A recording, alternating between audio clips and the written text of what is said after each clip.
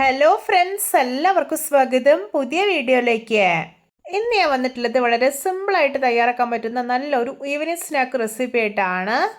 നല്ല ക്രിസ്പിയും ടേസ്റ്റിയും ആയിട്ടുള്ള ഒനിയൻ മസാല വടയാണ് കേട്ടോ ഇന്നിവിടെ ഉണ്ടാക്കാൻ പോകുന്നത്. വീഡിയോ കണ്ടിട്ട് ഇഷ്ടപ്പെടുവാണെങ്കിൽ ലൈക്ക് ചെയ്യുക, ഷെയർ ചെയ്യുക, കമൻറ്റ് ചെയ്യുക, ചാനൽ സബ്സ്ക്രൈബ് ചെയ്യാനും മറക്കരുതേ. പിന്നെ ഫേസ്ബുക്കിലൂടെയാണ് വീഡിയോ കാണുന്നതെങ്കിൽ പേജ് ഫോളോ കൂടി ചെയ്യണേ. അപ്പോൾ നമുക്ക് നേരെ വീഡിയോയിലോട്ട് പോവാം. ഞാനിവിടെ ഒരു ബൗൾ എടുത്ത് വെച്ചിട്ടുണ്ട്. ഇതിലോട്ടൊരു 3/4 ഗ്ലാസ് വറുത്ത അരിപ്പൊടി ഇട്ട് കൊടുക്കാം. ഇത് പത്തിരിയും ഇടിയപ്പം ഒക്കെ ഉണ്ടാക്കാൻ വേണ്ടി എടുക്കുന്ന വളരെ നൈസായിട്ടുള്ള പൊടിയാണ്. ഇനി ഇതിലോട്ടൊരു 1/2 ഗ്ലാസ് ഗോതമ്പ് പൊടിയും 1/4 ഗ്ലാസ് റവയും ഇട്ട് കൊടുക്കാം. ഞാനിവിടെ വറുക്കാത്ത റവയാണ് എടുത്തിട്ടുള്ളത്. ഇനി ഇതിലോട്ട് ആവശ്യത്തിന് ഉപ്പ് ചേർത്ത് കൊടുക്കാം. എന്നിട്ടൊന്ന് മിക്സാക്കി എടുക്കാം.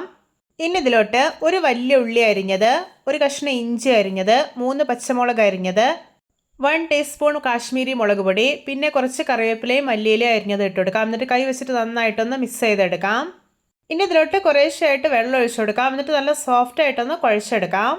വെള്ളം കുറേശ്ശെയായിട്ട് ഒഴിച്ചിട്ട് വേണം കുഴച്ചെടുക്കാനായിട്ട്. അപ്പോഴേ നമുക്ക് മാവിൻ്റെ ശരിയായിട്ടുള്ള പാകം അറിയാൻ കഴിയൂ. ഈ ഒരു മാവിൻ്റെ കൺസിസ്റ്റൻസി എന്ന് പറയുന്നത് അത്യാവശ്യം നല്ല തിക്കായിട്ടിരിക്കണം. നമ്മൾ അരിപ്പൊടിയൊക്കെ കുഴച്ചെടുക്കുമല്ലോ പത്തിരിയൊക്കെ ഉണ്ടാക്കാനായിട്ട്, ആ ഒരു പാകത്തിലാണ് മാവ് കുഴച്ചെടുക്കേണ്ടത്. ഇപ്പോഴത്തെ മാവ് നല്ല പെർഫെക്റ്റ് ആയി തന്നെ കുഴച്ചെടുത്തിട്ടുണ്ട്. ഇനി ഇതൊരു 10 മിനിറ്റ് റെസ്റ്റ് ചെയ്യാൻ വേണ്ടിയിട്ട് മാറ്റി വയ്ക്കുകയാണ്. ഇപ്പോഴത്തെ 10 മിനിറ്റ് ആയിട്ടുണ്ട്. ഇനി ഇതിൽ നിന്ന് കുറേശ്ശെ മാവ് എടുത്തിട്ട് ചെറിയ ഉരുളയാക്കി എടുക്കാം.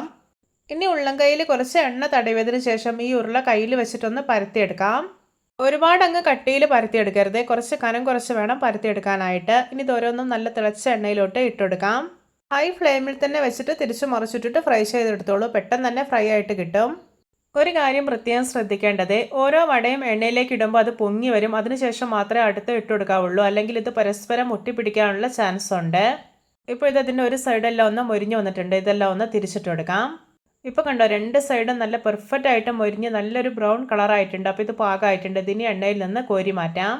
ഇത് നമ്മുടെ രുചികരമായിട്ടുള്ള നല്ല ക്രിസ്പി ആയിട്ടുള്ള ഒനിയൻ മസാല വട റെഡി. നോക്കിയേ, കാണുമ്പോൾ തന്നെ കൊതി വരുന്നില്ലേ? ഇതുപോലെ മറ്റുള്ളതെല്ലാം ഉണ്ടാക്കിയെടുക്കാം.